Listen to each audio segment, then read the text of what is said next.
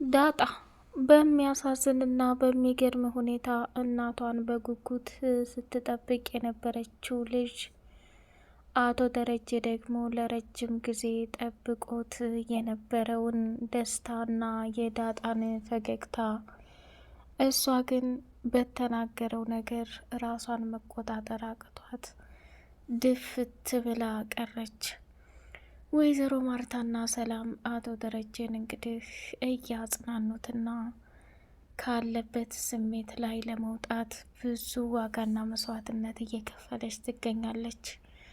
ወይዘሮ ማርታና አቶ ደረጀ ቀብር ስነ ስርዓቱ ከተፈጸመ በኋላ ሐውልቱን እቅፍ አድርገው ደም እንባ እያለቀሱ ይገኛሉ። አቢጌል ለረጅም ጊዜ ስትጠብቀው የነበረው ዳጣ እናቷን አግኝታ በደስታ እንድትኖር አንደኛው ፍላጎቷ ቢሆንም ወይዘሮ ማርታ ግን ያየችውን ነገር በፍጹም አምኖ መቀበል አቃታት። አቶ ደረጀ ለዳጣ የተፈጠረውን ነገርና እንዴት እንደተወለደች እንዴት ጎዳና እንደወጣች ጭምር የሚያሳይ ትልቅ ነገር ሲነግራት እሷም ደግሞ ይሄማ ነገር በፍጹም አምኜ ልቀበለውም አልችልም። ምን አይነት ጉድና መከራ ነው እየወረደብኝ? እድሜ ልኬን እየተሰቃየሁና እድሜ ልኬን ዋጋዬን እየከፈልኩ መጀመሪያ ይሄ መሆኑ እጅጉን በጣም ደስ የሚልና ከሚባለው በላይ ዋጋና መስዋዕትነት ስከፍል የነበረው ትልቁ ቅሌትና ትልቁ ነገር በጣም የሚያስጠላና የሚገርም ነገር ነው። እኔ እኮ ዳጣ ራሷን አታ እስከ መጨረሻው ድፍት እንድትል በፍጹም አልፈልግም ነበር። ወይኔ ልጄ ምን ነው በቀረብኝ። እስካሁን ድረስ እናትሽን ሳታውቂ በፈገግታ በውስጥሽ ብዙ ያልተመለሰ ጥያቄ ቢኖርም እያለቀሽ ኖረሻል። መጨረሻ ላይ ግን የኔ ልጅ በእንደዚህ አይነት ሁኔታ ያንቺ ህይወት መፈጸሙ የዘላለም ይቅር የማይባል ስህተት ነው ብሎ ተጸጸተ። ሰላም እንግዲህ በጉጉት ዳጣ ልጅሽ ናት፣ ሰላም እናትሽ ናት ብሎ ፊት ለፊት እስከሚነግር ድረስ ሰላም መታገስ አቅቷት ጋሼ እያለች በመካከል እየጠራችው፣ ዳጣ ደግሞ ትዕግስቷን ጨረሰችና ስም አባዬ እስካሁን ድረስ ታግሻለሁ። ካሁን በኋላ ግን ነገሮችን እያራዘምክ እዚህ አድርሰኸኛል። እናቴን የማንነግረኝ ከሆነ እመነኝ፣ እኔው ራሴ እፈልጋታለሁ። እኔው ራሴ ያለችበት ቦታ ላይ በምንም አፈላልጋታለሁ። ቆይ አላሳዝንህም እንዴ ብላ ስታለቅስበት እሱም በጣም ደነገጠና የሚሆነው በሙሉ ግራ ገባው። ተይ ዳጣ የሚቆጭሽን ነገር አታድርጊ እያለ ቢለምናትም እስከ ወዳኛው ጸጥ ብላ ነው የቀረችው። ይሄ ደግሞ ለአቶ ደረጀ የእግር እሳት ሆኖበታል። ወይዘሮ ማርታ እንግዲህ ዳጣ እንደዚህ የሆነችበትን ምክንያት በተደጋጋሚ ስትጠይቅ እሱ ግን በፍጹም መልስ ሊሰጣትም አልፈለገም። ወይዘሮ ማርታ ከባድና አደገኛውን ህመሟን እያስተናገደች ሳለ እንደ አጋጣሚ ወይዘሮ ሰላምን ሰርፕራይዝ ማድረግ አለብን ኤብዬ፣ ምክንያቱም እኛ እሷን ሂደን ጠይቀናት አናቅም፣ ስለዚህ ሂደን መጠየቅ አለብን ብላ ስትል፣ እንዲህ ምን ሆነሻል እማዬ? አንቺ ካልሽ ችግር የለውም እሺ በቃ እንሂድ ተባባሉና ተያይዘው ሲሄዱ የተፈጠረውን ነገር ማመን ቢያቅታቸውም አቢጌል ግን ናታን እየመጣው ነው ሲላት ከዛ ቦታ ላይ ተመለሰች። ሰላም ሰላም! ውድ የተከበራችሁ የተወደዳችሁ የስጦታ ሚዲያ ቤተሰቦች እጅግ በጣም ተወዳጁና በጉጉት ስንጠብቅ የነበረው የዳጣ ድራማ እንደቀጠለ ይገኛል።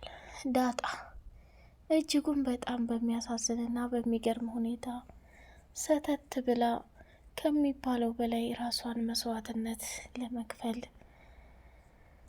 ስትኖር የነበረችው ጀግናና አንበሳ በመጨረሻም እጅጉን በጣም በሚያሳዝን ሁኔታ አባቷ እናትሽ ሰላም ናት፣ ጎዳና ላይ እንዴት ተሰቃይተሽ እንዳደግሽ እንዴት መከራሽን እንደበላሽ በሙሉ እውነቱን ልንገርሽ። ስለዚህ ወደድሽም ጠላሽም አንቺ የሰላም ልጅ ነሽ። ሰላም እናትሽ ናት። ከምታስቢው በላይ ደግሞ እጅጉን በጣም በጉጉት ስትጠብቅሽ የነበረችው እናትሽ ዛሬ ልታገኛት ተወስኗል። ዳጣ አንድ ወንድም አለሽ ብሎ ሲላት እውነትን ነው አባዬ፣ እንዴት ደስ ይላል። ይህን ደስታ ሁሉ መቆጣጠር አቅቶኛል። እባክህ አባቴ፣ ከአሁን በኋላ እኔ ምንም ነገር አልችልም። የተፈጠሩትን ነገሮች ለበጎ ነው ብዬ ባምንም ከምልህ በላይ ራሴን መቆጣጠር አቅቶኛል ብላ አለችው። እንግዲህ አቶ ደረጀ የድርሻውን በመወጣቱ ከሚባለው በላይ ደስ ብሏታል ማለት ነው። ዳጣ እንግዲህ በጉጉት የጠበቀችው ሌላ፣ እሷ ላይ የደረሰባት ጉዳይ ሌላ። አቢጌል ላይ ስንሄድ ናታንን ከወይዘሮ ማርታ ጋር እናቷ ጋር ወደ ሰላም ጋር እየሄዱ ተመልሳ ናታንን ስታገኘው ከኔ የምትወድልኝ ነገር ምንድን ነው ብላ አለችው። እሷም ደግሞ ከአንተ የምወድልህ ትልቁ ነገር ቢኖር እንትን ነው በቃ መልካምነትህ፣ አስተሳሰብህ፣ እናቴም አባቴም ሁላችሁም ይወዱታል። እናቴም በጣም ትወድሃለች፣ ከሚባለው በላይ ታከብርሃለች። አሁን ላይ ግን ከሚታሰበው እና ከሚባለው በላይ አንተ በእንደዚህ አይነት መንገድ ላይ ሆነህ ማየት በጣም ይከብዳል። ከኔስ የምትወድልኝ ነገር ምንድን ነው አለችው። ከአንቺ የምወድልሽ ነገር ቢኖር አቋምሽን፣ በቃ ለእውነት መጋፈጥሽ በጣም ደስ ይለኛል። እንደዚህ አይነት ሴት ደግሞ እጅግ በጣም አከብራለሁኝ አላት። እንዴ እወድሻለሁ ለማለት ፈርተህ ነው እንዴ አከብራለሁ ብለህ የምትለው አለችው። አይ እንደፈለግሽ ተርጉሚ፣ እሺ ችግር የለውም ሁሉንም እንደፈለግ። መጨረሻ ላይ ግን እኔ ያልጠበቅኩትና ያላሰብኩት ነገር ቢከሰት እድሜ ልኬን ይቅር አልልም ናታን አለችው። ቆይ አንቺ ሁል ጊዜ የማይሆን ነገር ለምን ታስቢያለሽ?